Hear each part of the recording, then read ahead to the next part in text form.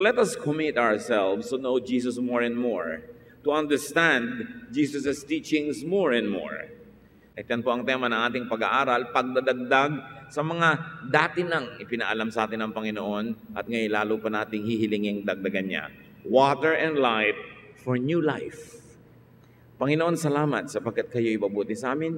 Dalangin namin, patalasin yung aming isip, buksan yung aming mata, tenga at ang aming puso para lalo namin kayo maunawa. Lalo namin kayo madakila at mapasalamatan sa napakalalalim at magagandang katotohanan ng pananalig na inyo pong ipinaman at ibinigay sa amin. We commit ourselves to you. Nawa, Panginoon, yung inyong karunungan, mabahaginan kami. Lead us, teach us, cleanse us, and empower us. In the name of Jesus, your Son, our Lord, our Savior, our Teacher, we pray with gratitude. Water and light for new life. Yan po ang napakaganda mga titles ng Panginoon na binigay niya mismo sa kanyang sarili, tubig at liwanag. John 7:37-39, Jesus stood up and shouted, "If you are thirsty, come to me and drink. Have faith in me and you will have life-giving water flowing from deep inside you, just as the scriptures say." Jesus was talking about the Holy Spirit who would be given to everyone that had faith in Him. So here Jesus offers life-giving water, water that flows from within. It's not dependent on outside sources or a factor. It is self-sustaining and therefore it gives freedom. Jesus was talking about the gift, the ministry of the Holy Spirit to every believer. So the Holy Spirit quenches spiritual thirst. At wala na pong pagkauhaw na hihigit pa sa pagkauhaw na spiritual. Kuminsan marami tayong pangangailangan, marami tayong requirement, marami tayong reklamo sa buhay. Ang totoo nun, kulang lang tayo sa spiritual drink. Because if people were spiritually filled, they will have contentment and happiness and joy from within them, inside of them, that will not need outside forces to give to them. The Holy Spirit gives renewable, sustainable inner life. Marami mga tao maiinit ang ulo, masusungit, mahirap kasama dahil lang hindi spiritually filled. Pag ang tao ay puno spiritually o napapainom ng tubig na nanggagaling sa espiritu, mapagpatawad, walang masyadong reklamo sa buhay, madaling sumaya, madaling mapayapa, at madaling makontento. Kaya ang Holy Spirit ang pinakamagandang pumuno sa atin, hindi pera na pupuno sa ating bulsa, mga bagay na pupuno sa ating mga bahay, hindi mga medalyang pupuno sa ating dingding, kundi Holy Spirit. The Holy Spirit is given to those who believe in Jesus and ask.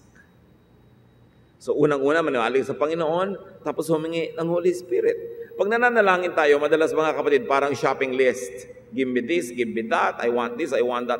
Pero gaano kadalas humihingi tayo ng Holy Spirit? Yung Espiritu ng Diyos na namamahay, namumuhay, nakikiisa sa atin, sa loob mismo ng ating puso, sa ating pagkatao, sa ating kaluluwa. Na pagkakapisan natin at kasama ang Holy Spirit, madali tayong sumaya. Madaling tumahimik at pumayapa at hindi madaling guluhin. Having this spirituality is the hallmark and goal of true faith.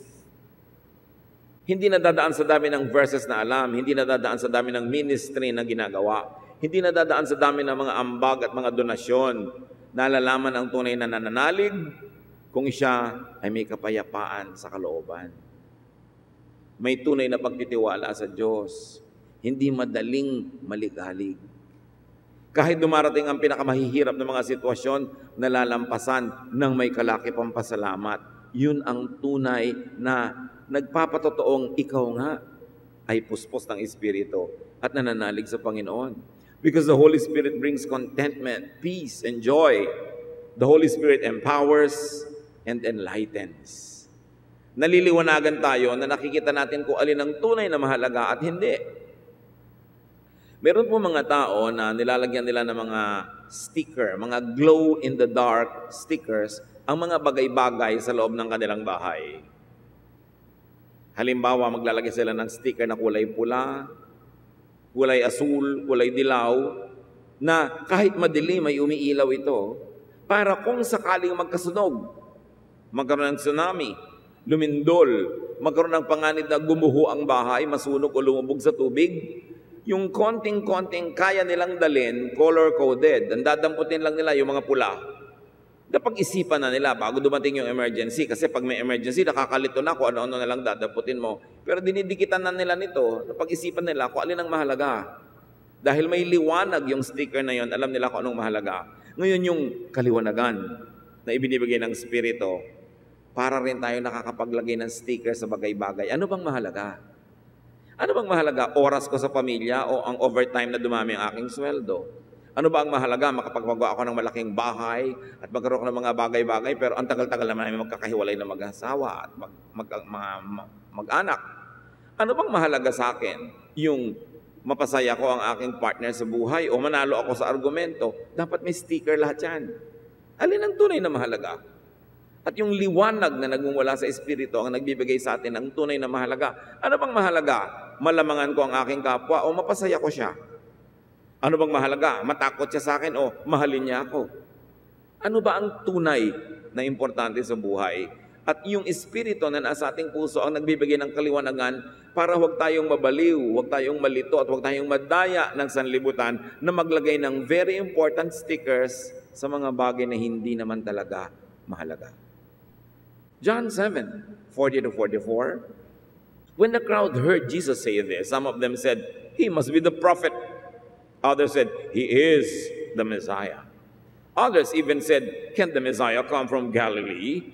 The scriptures say that the Messiah will come from the family of King David. Doesn't this mean that he will be born in David's hometown of Bethlehem?" The people started taking sides against each other because of Jesus. Some of them wanted to arrest him, but no one laid a hand on him. Parang ngayon din, nagtatalo-talo ang mga tao tungkol sa kanilang mga mumunting, mga butil-butil na mga paniniwala tungkol kay Jesus at sa pag-i-interpret nila kay Jesus. So some people sensed the spiritual message and power of Jesus, but they began to argue. Many missed the point because they get embroiled in religious issues. Kahit sa atin ngayon mga kapatid, kahit ilang taon ka maging mananampalataya at sumasamba o umaattend ng mga Bible study, you can also miss the point. In fact, the more you get involved with religious issues and details, the more possibility there is that you miss the bigger picture, that you miss Jesus. Kaya ang mahalaga, lagi ka nagfo-focus, sino si Jesus? Ano ba ang turo niya? Ano ang mahalaga? The reading and application of Scripture could really be divisive, tulad ng nakita natin. Nakikinig sila kay Jesus, ang nauwian ay pag-aaway at pagtatalo, imbes pagkakaisa. Why? Because metaphors and symbolisms in the Bible are open to many interpretations. Reading and interpretation could be colored by bias or agenda.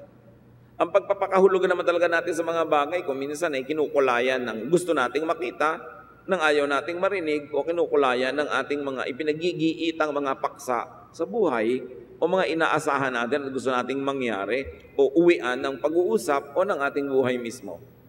Kaya natural lang na magkakaroon ng mga differences sa religious opinion. Tanggapin na lang natin yun na hindi na yun mariresolve. Ang mahalaga lang, hindi ka nananakit ng kapwa, hindi ka naninira, hindi ka nakikipagkagalit dahil lang magkakaiba kayo ng interpretasyon. Sinong makapagsasabi kung alin nga ba ang tama? Pero may makakapagsabi kung alin ang mali. Yung mapanakit, mapanira, mapang-away, mapagmataas, mapanghusga, mali yun. Kahit ano pang interpretation mo o ano pang hermeneutics mo, ano pang theology mo, kung gano'n ang ugali mo at asal, mali yun. John 7:45-49, when the temple police returned to the chief priests and Pharisees, they were asked, "Why didn't you bring Jesus here?" They answered, "No one has ever spoken like that man." The Pharisees said to them, "Have you also been fooled?" No, not one of the chief priests or the Pharisees has faith in him. And these people who don't know the law are under God's curse anyway.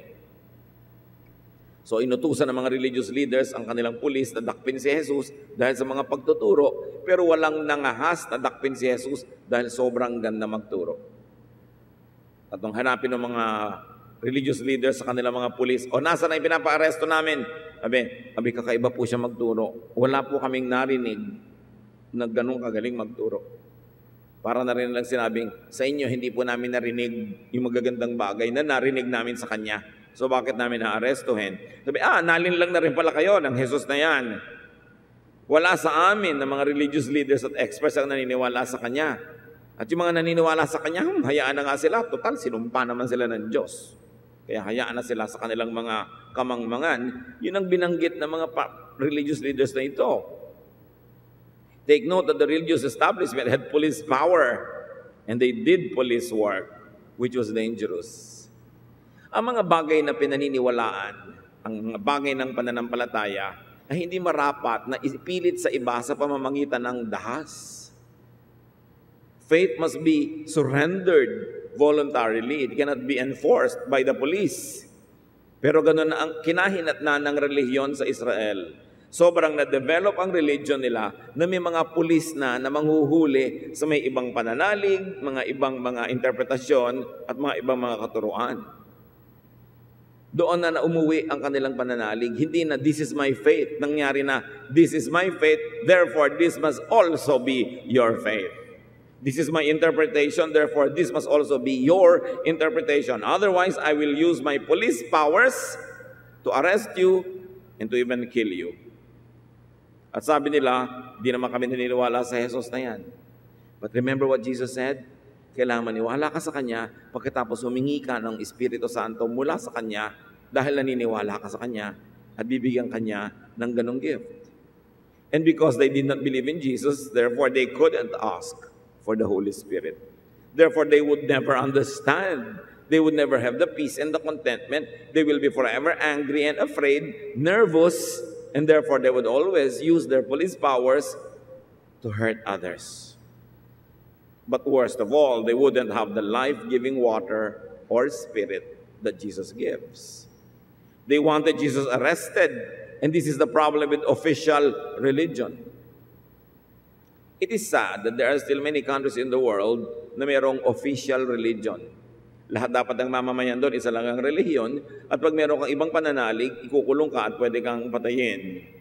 At ito ang sinisikap sa maraming mga bansa ng mga relihiyoso na magkaroon sila ng political power, magkaroon sila ng police power, na dapat hindi bigyan ng espasyo sa isang malayang lipunan.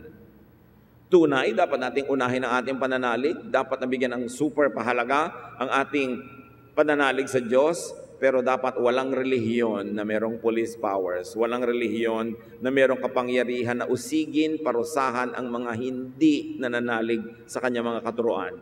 Ang hindi pananalig sa isang relihiyon ay hindi nangangahulugang hindi pananalig sa Diyos.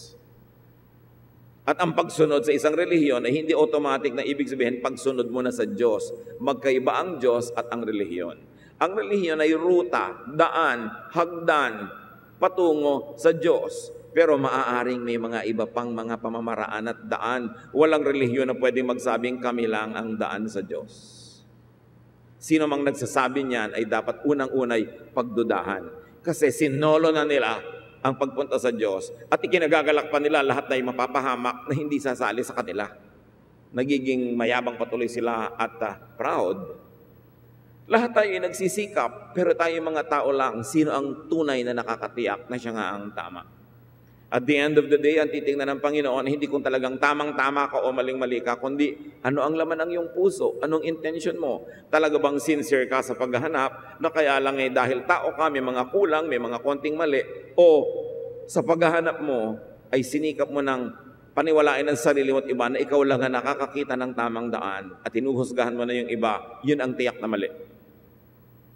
You can never be always sure about what is right. But you can be sure about what is wrong. That which is destructive, that which is unkind, that which puts you above other people, that makes you judgmental and self-righteous, that is always wrong, no matter what your religion is. Kaya madaling malaman ang mali. Yung maghanap sa tama, talagang malaking challenge para sa ating lahat. At dapat hindi ka nakakarating sa punto ang yabang-yabang mong akala mo, tama ka na nga. Doubt anybody who says, I know the truth and only I know it. The religious power brokers missed the point during Jesus' time, and it also happens even now. Why? Because they are focused on maintaining the system. Sino man ang gagawin niyang Diyos-Diyosan, yung kanilang relihiyon, yung kanilang sistema, yung kanilang method, yung kanilang paraan, maaaring mabulag sa katotohanan dahil binulag na siya ng kanyang pangunguna at kagustuhang mangibabaw ang kanyang pamamaraan. The deep message of Jesus was revolutionary. The religious people of his time were traditional. Surely they were on collision course. Conflict was bound to happen soon. New ang message ng Panginoon, new ang kanyang method, new ang kanyang style, and people who were sticking to the old ways, old systems. Siyempre, magbabanggaan yon. John 8, 2-5. At ang kwentong ito ay gasgas na sa ating mga kwento, pero hanapan muli natin ang panibagong mensahe. Then early the next morning, he went to the temple. The people came to him, and he sat down and started teaching them.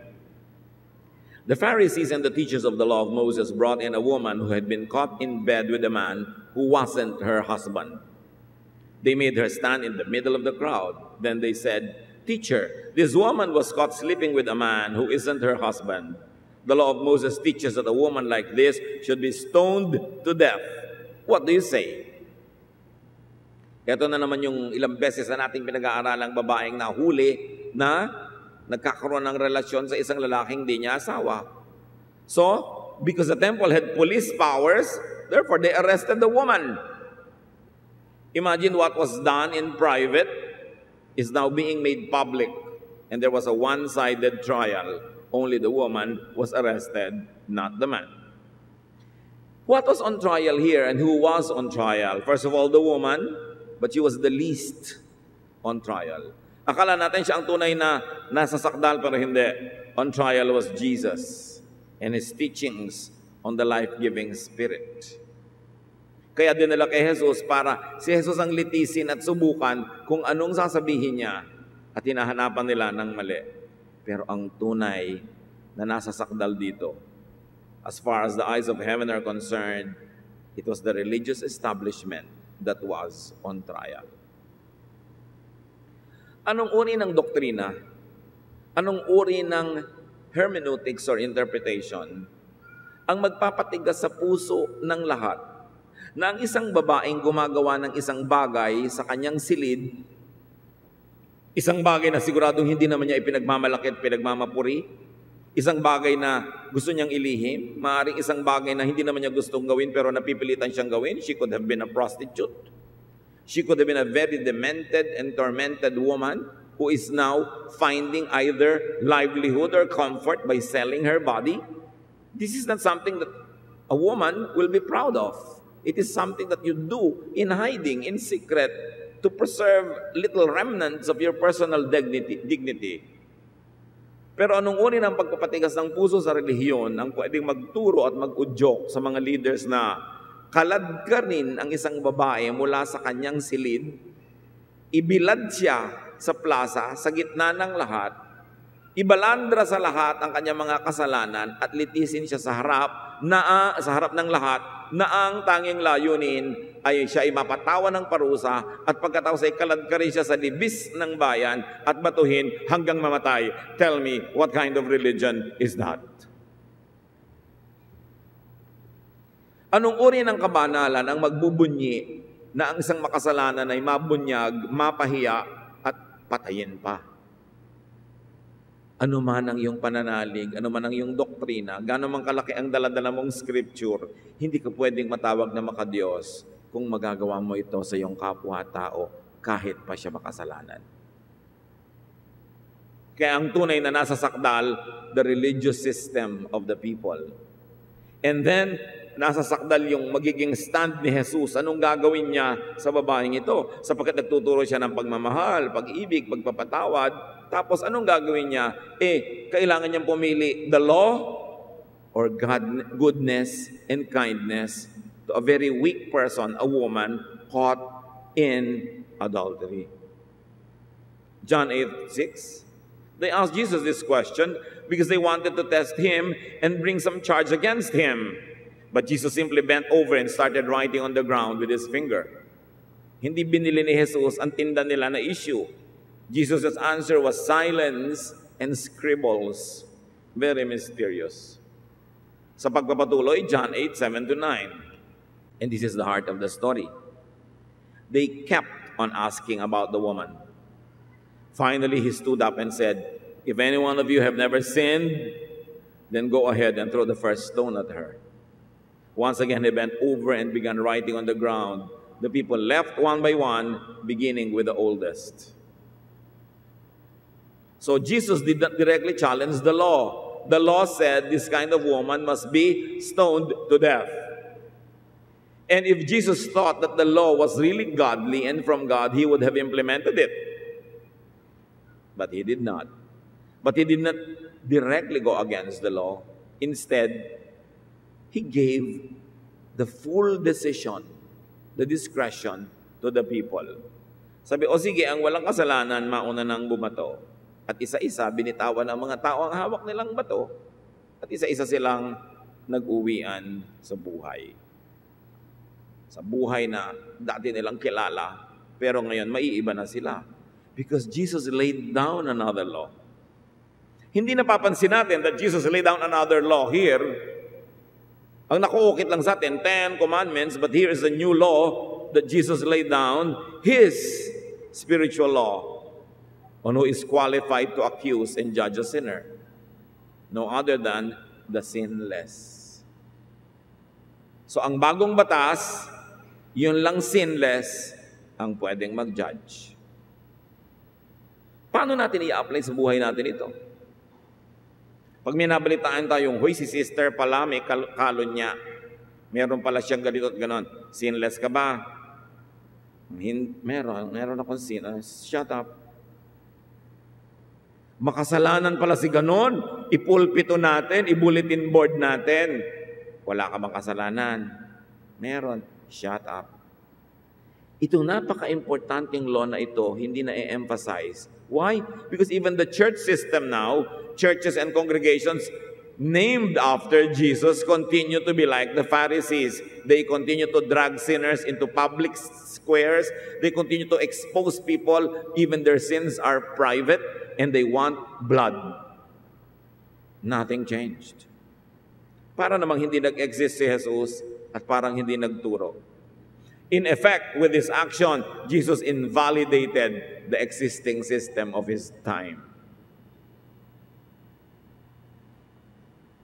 Then the people understood. They judged themselves. That's why they disappeared from the court.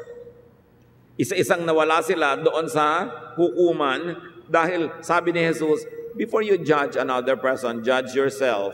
And if you think and find yourself to be sinless, then go ahead and judge another person. Walang nangahas kasi lahat naman alam nila na makasalanan din sila. So silang nag-judge sa sarili. So according to Jesus, this is the new law. Only the sinless could judge sinners. Pakiulit nyo sa katabi nyo ang buong sentence. Go. Tatandaan nyo yan, ha? Kaya pag may mga gusto mag-judge, sister, sinless ka ba? Shut up, bigla yan. Diba? Ikaw may gusto kang i-judge. Sinless ba ako? Only the sinless could judge sinners. Therefore, who could judge? Only God. Hindi pwede mag-judge ang iba. Ang church, shelter. Ang church, refuge. Hospital, hindi hukuman. So stop judging one another. Hanggang tayo, nanguhusga pa ng kapwa, wala ka pang totoong Pasko. Wala ka pang totoong new life, at wala ka pang totoong New Year. Because Jesus laid a very important law, and the church doesn't even want to pay attention to it. Only the sinless can judge. John 8:9-11. Finally, Jesus and the woman were there alone. Jesus stood up and asked her, "Where is everyone? Isn't there anyone left to accuse you?" "No, sir," the woman answered. Then Jesus told her, "I am not going to accuse you either. You may go now, but don't sin anymore." Si Jesus na walang kasalanan na pwede mag-judge, hindi rin nag-judge. And by doing that, tinanggalan niya tayo lahat ng ni katiting na karapatan na mag-judge ng iba. If only the sinless could judge, and Jesus the sinless did not even judge, who are we to judge one another? It's the most dramatic one-on-one. Jesus asked, did anyone qualify to be your judge? And Jesus declared, I'm not going to accuse you either, although I am qualified. And by that one single action, Jesus disqualified everyone else from judging. John 3:17, God did not send His Son into the world to condemn its people. He sent Him to save them. And this story of this woman is a great metaphor. The religious system wanted to condemn the woman. Jesus saved her. So kung talaga maka-Jesus ka, dapat kasama ka doon sa nagsisave, hindi sa nagko-condemn. Ikaw yung nagtatakip sa kahubaran ng kapwa, hindi ikaw yung nagtatanggal ng kaunting natitira nilang damit para lubos mo silang ibunyag at ihayag at ipahiya. If you really have Jesus in your heart, you will do what Jesus did. You will not judge. The Jesus ministry is teach so people will have faith in Him, to the point of asking for the Holy Spirit, the living water. Mga kapatid, lagi nating isama sa ating panalangin, give us more of the Holy Spirit. Mas makaunawa kami, mas lumiwanag ang aming isip, mas makita namin ang katotohanan. The Jesus ministry is not to judge. Why will it be the business of the church to judge? Para litisin ng isang board of elders ang isang makasalanan. Sino sila? Para manglitis. Wala ba silang kasalanan? Sino ka para ipaakyatin sa entablado ang isang nagkasala at ibunyag sa lahat ng kasalanan niya at ipahiya siya? This is very un-Jesus. This is very Pharisaic. The Jesus ministry is to admonish people to stop sinning for their own sake. Hindi sinabi ni Jesus sa babaeng, tumigil ka na magkasala para masyahan yung mga tao. So niya, tigilan mo na yan. Para ano talagang kahulugan?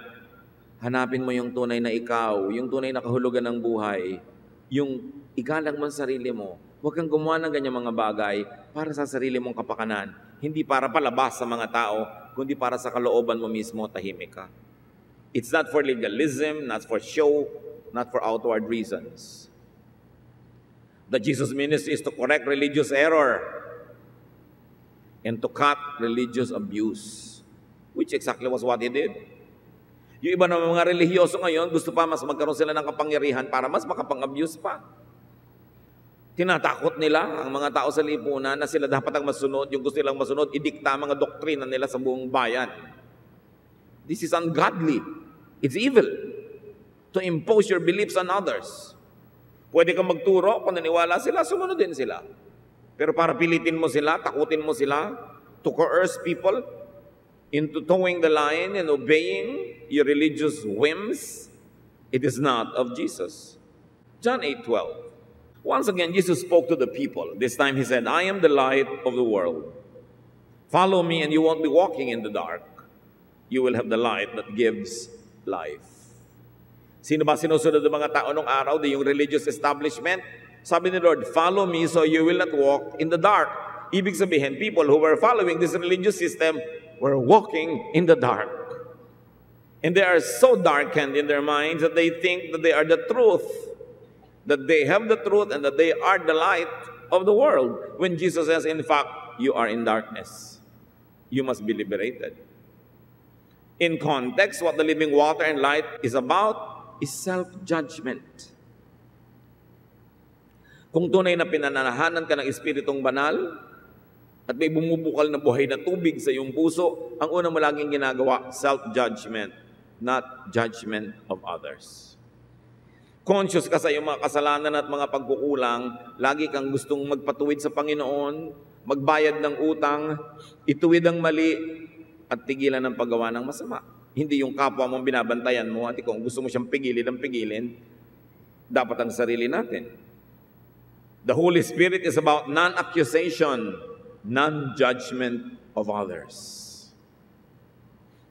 And as Jesus defined it, walking in dark is self-righteousness, judgmentalism, cruelty to the other. Yung hindi ikaw, yung hindi mo ka-church, yung hindi mo kamag-anak, cruelty to the other. Cruelty to the non-conformist. At hindi ba madalas pinaparusahan natin yung hindi sumasang-ayon sa atin? Walking in the dark means religious imposition. You teach what you believe. You model it. You show it. You explain it to those who like to hear. But you don't impose it on people.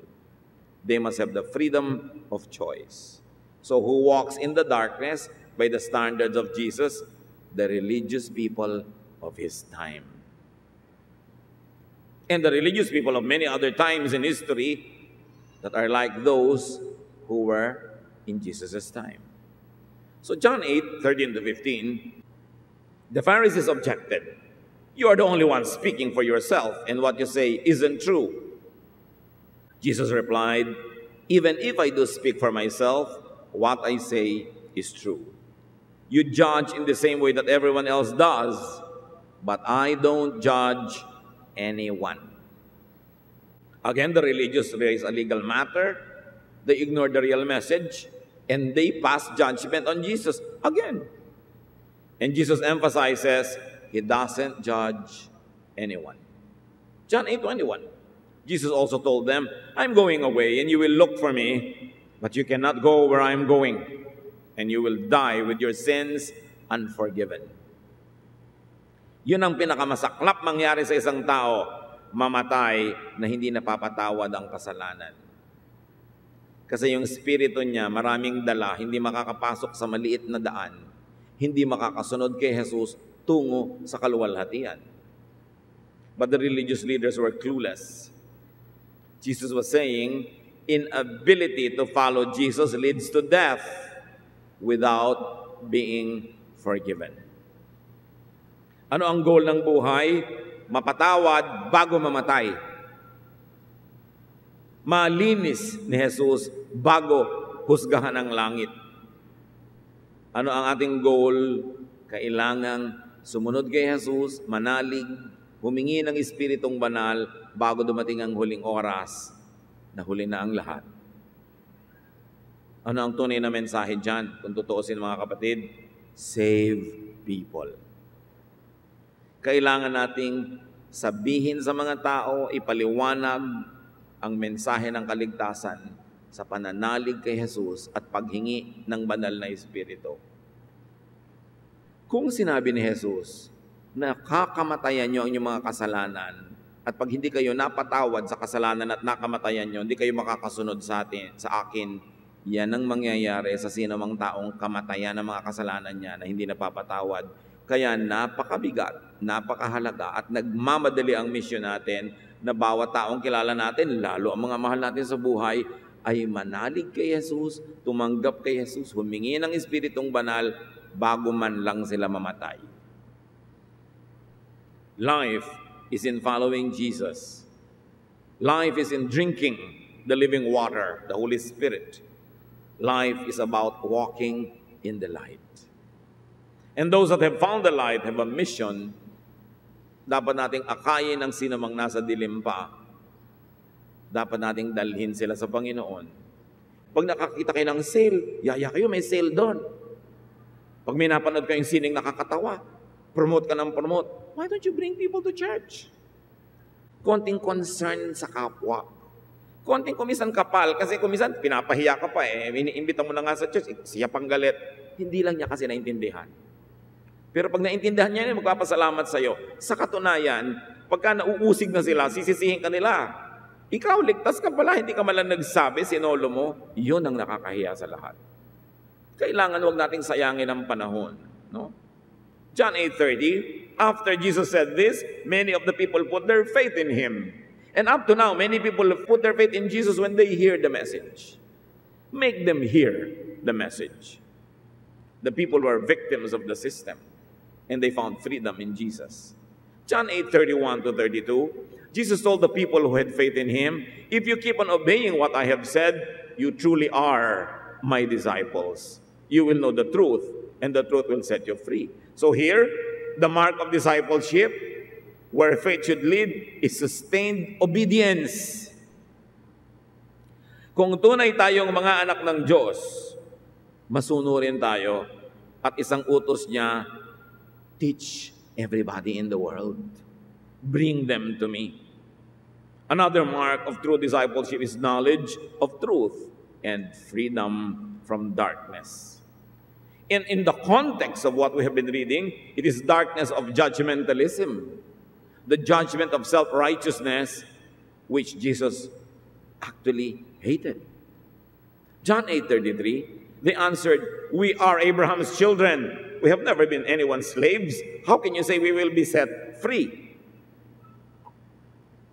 The people were off tangent again. Malayo na naman sa putukan yung kanilang takbo ng utak. Sa inyo, paano mo sasabihin lalaya kami? Hindi naman kami alipin. Mga anak yata kami ni Abraham. John 8:34-35, Jesus replied, "I tell you for certain that anyone who sins is a slave of sin." The people were thinking about political slavery. Jesus was talking about spiritual slavery. Verse 35, "And slaves don't stay in the family forever, though the Son will always remain in the family. If the Son gives you freedom, you are free. Only when the Son gives you freedom, do you become free." Pag hindi ka pa nakakalaya sa kasalanan, sa kaparusahan ng kasalanan, hindi ka pa malaya kahit mukha kang malaya. At kahit pa nga licentious ang buhay mo, hindi ka tunay na malaya. So Jesus returns to His teaching. Freedom by believing in Him. Freedom by receiving the gift of the Holy Spirit. So the question is, are we free? Do we feel free? Do we let others feel free by bringing them to Jesus? John 8:39-41. The people said to Jesus, "Abraham is our father." Jesus replied, "If you were Abraham's children, you would do what Abraham did. Instead, you want to kill me for telling you the truth that God gave to me. Abraham never did anything like that, but you're doing exactly what your father does." So Jesus clearly says, mga Israelites kayo, but Abraham is not your father. Kung anak kayo ni Abraham, ang gagawin nyo yung ginawa ni Abraham. Pero hindi, ang ginagawa nyo kabaligtaran. Gusto nyo akong patayin, gusto nyo akong usigin dahil tinuturoan ko kayo ng tama. Tapos pupurihin nyo yung nagtuturo sa inyo ng mali. Hindi kayo anak ni Abraham. John 8:41-45, "Don't accuse us of having someone else as our father," they said. "We have one father and He is God." O God naman bigla ang father nila. So Abraham and God. Jesus answered, "If God were your father, you would love me, because I came from God and only from Him. He sent me. I did not come on my own." Why can't you understand what I'm talking about? Can't you stand to hear what I'm saying? Your father is the devil, and you do exactly what he wants. He has always been a murderer and a liar. There is nothing truthful about him. He speaks on his own, and everything he says is a lie. Not only is he a liar himself, but he is also the father of all lies. Everything I told you is true, and you still refuse to have faith in me. Sabi ni Lord, hindi kayo anak ni Abraham, at lalong hindi kayo anak ng Diyos. Anak kayo ng demonyo. Yan ang tunay niyong magulang. Sa inyong asal, sa inyong mga ginagawa, kahit kayo Israelite, kahit kayo nasa temple araw-araw, kahit kayo dasal ng dasal, kahit sunod-sunod kayo sa takot-takot na mga religious laws, hindi kayo anak ng Diyos. Ang sakit. Pero totoo. Gaano karami sa atin ang may relihiyon pero hindi anak ng Diyos? Tulad ng mga tao na yon. Gaano sa mga mahal natin sa buhay ang may relihiyon pero hindi anak ng Diyos? Kitang-kita mo, judgmental, self-righteous, hindi mabait, pinagbubunyi pa na mapahiya ang kapwa. Sabi ni Lord, anak kayo ng demonyo. Huwag niyong linlangin ang mga sarili ninyo. Dapat niyong malaman ng totoo para mabago niyo ang katotohanan na yan dahil mahirap na kamatayan niyo pa. Jesus clarifies the source of such religious self-righteousness and self-promotion. Such judgmentalism and bigotry and intolerance, religious cruelty and violence, the source of that is the devil. Huwag niyo kakalimutan yung babaeng caught in adultery. Siya yung fulcrum ng story. Siya ang pinanggalingan ng lahat ng lesson na to. Hindi ito hiwa-hiwalay. Umiinog dun sa katotohanan na yon ang buong usapin. Sino ang anak ng demonyo? Yung nagja-judge ng kapwa. Yung gustong ipahiya, sakta ng kapwa. Sabi, huwag niyong sabihin, anak kayo ni Abraham at anak kayo ng Diyos. Hindi yan totoo. Kitang-kita sa inyong asal.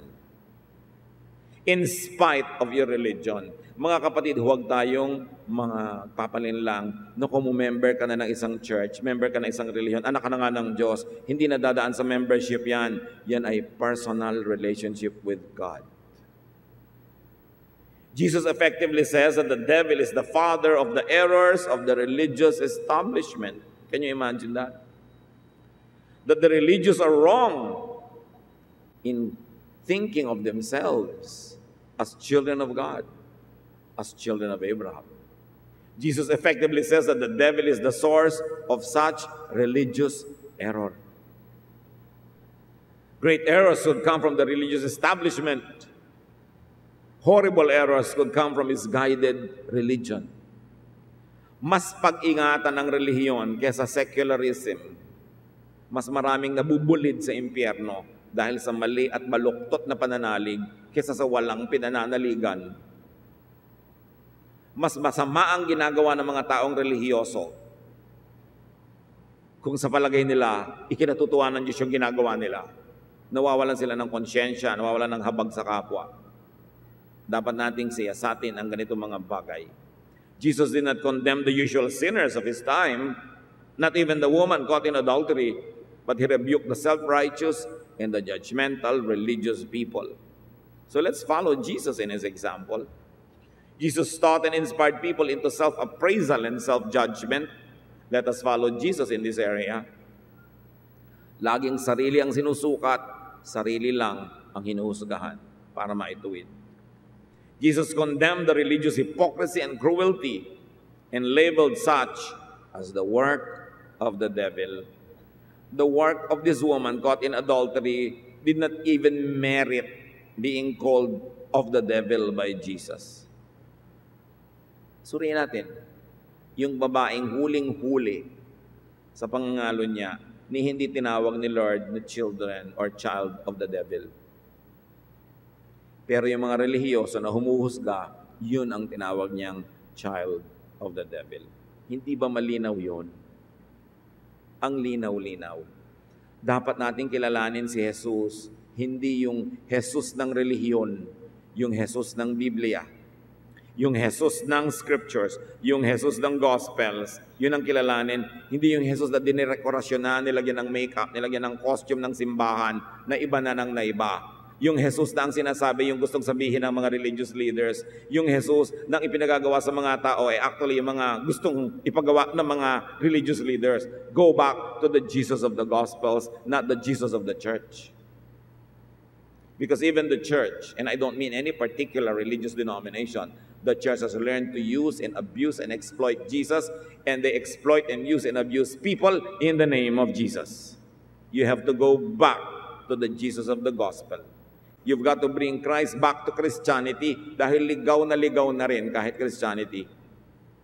Dapat balikan si Jesus na itinuro talaga ng Biblia. How are believers to deal with the sin of others? Sabi ni Jesus, do not accuse, do not judge, do not punish. It's for God to do it. Now apply this to personal and moral sin, not to social sin. Halimbawa, yung sin mo, treasurer ka ng gobyerno, nagkamali ka, aba dapat ka managot publicly. Kasi hindi naman private sin yung sin mo eh. Public yon. It's a sin against all of us, against the money of all of us. It's against the trust of every voter or everybody who trusted the elected official who appointed this official. Public sin yon. Therefore, public official ka, accountable ka talaga, dapat mag-declare ng iyong assets and liabilities. Public official ka, accountable ka talaga to the Commission on Audit. Pero yung ginagawa mo sa katawan mo, sa loob ng kwarto mo is your personal business and it's no one's business. It's private. Hindi ka answerable sa aming lahat sa ginagawa mo personally. Pero answerable ka kung may paluwagan, naghulog kaming lahat, tapos nung ikaw na yung magbabayad sa amin na wala ka, answerable ka doon. Kasi public sin yun. How are believers to deal with their own sins and sinfulness? Measure and judge yourself, not others. This qualifies you to have new life in Jesus. Hindi lang new eternal life. Kailangan din natin baguhin ang ating lifestyle. New lifestyle, new ways of thinking. How do we think of people? How do we think about people? It's what we think of people inside our minds that counts because that is where God dwells, in our hearts, in our minds. We've got to have the Jesus water and light. More of Jesus, less of religious garbage. Kailangan nating sariwain si Jesus sa ating buhay.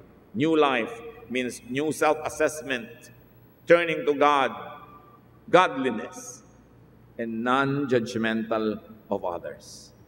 Ang tagal-tagal na, nasa Bible naman lahat yan. Bakit hindi na ididiin at ang naididiin ay yung judgmentalism, yung self-righteousness, which results in hypocrisy. Because when people judge you, you hide your true self, you wear a mask, you become a hypocrite. We should encourage each other to be free, so we can encourage each other to be healed. But how can you be healed when you hide your disease? And why will you not hide if you're going to be judged just because you have a disease? Importante, sa panibago ng commitment natin sa Panginoon, dagdagan pa natin ang bagong pagkaunawa kung anong ibig sabihin ng manalig at sumunod kay Jesus. Diyos namin sa langit, dagdagan mo pong karunungan namin para hindi lang yung usual